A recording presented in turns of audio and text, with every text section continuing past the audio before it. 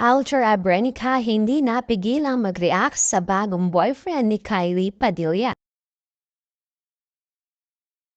Spotted at usap-usapan nga ngayon ng ex-wife ni Alger Abrenica na si Kylie Padilla. Ito ay dahil na rin sa mga viral videos na kumakalat ngayon sa social media, kung saan ay spotted nga kasama niya ang bago niyang boyfriend. Makikita na palabas na isang outlet mo si Kylie at ang napapabalitang boyfriend niya.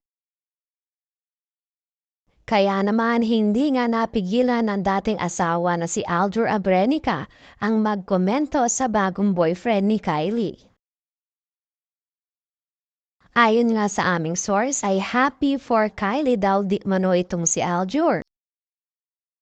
Dahil sa wakas ay nakahanap na rin si Kylie ng taong muling makakapagpasaya sa kanya.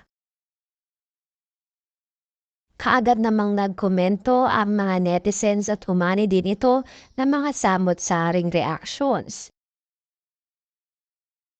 Hindi pa nga maiwasang ipagkumpara itong si Alger at ang bagong boyfriend ni Kylie.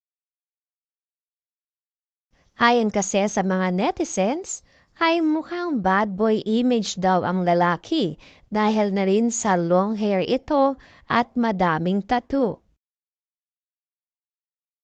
Matatandaan sa mga videos na kumakalat noon galing kay Kylie ay iisang lalaki lamang ang isinasa publiko nito.